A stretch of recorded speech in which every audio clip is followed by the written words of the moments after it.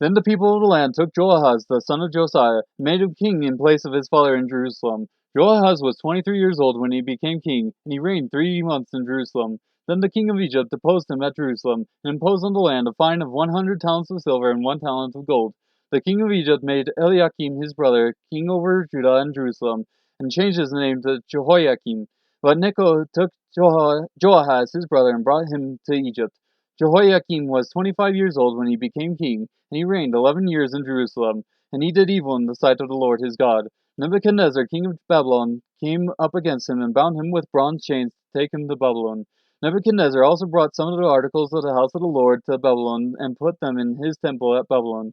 Now the rest of the acts of Jehoiakim and the abominations which he did, and what was found against him, behold, they are written in the book of the kings of Israel and Judah. And Jehoiakim his son became king in his place.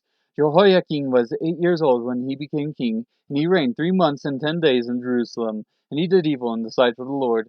At the turn of the year, King Nebuchadnezzar sent and brought him to Babylon with the valuable articles of the house of the Lord, and he made his kinsman Zedekiah king over Judah and Jerusalem.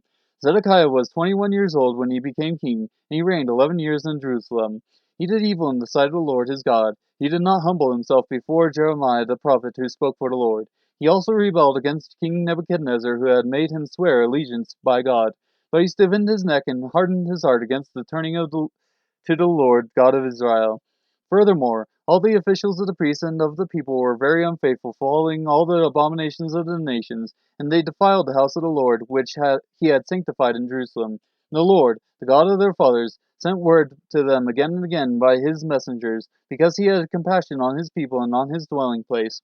But they continually mocked the messengers of God, despised his and scoffed all at his prophets, until the wrath of the Lord arose against his people, until there was no remedy.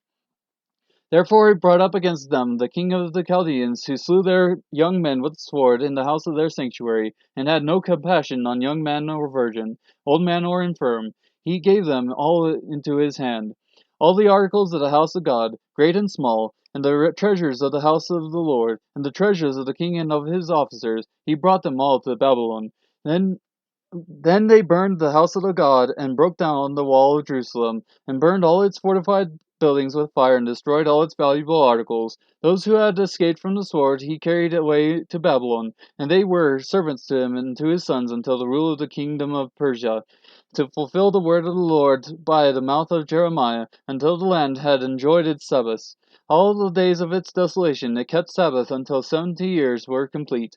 Now in the first year of Cyrus king of Persia, in order to fulfill the word of the Lord by the mouth of Jeremiah, the Lord stirred up the spirit of Cyrus king of Persia, so that he sent a proclamation throughout his kingdom, and also put it in writing, saying, Thus says Cyrus king of Persia, The Lord, the God of heaven, has given me all the kingdoms of the earth, and he has appointed me to build him a house in Jerusalem, which is in Judah.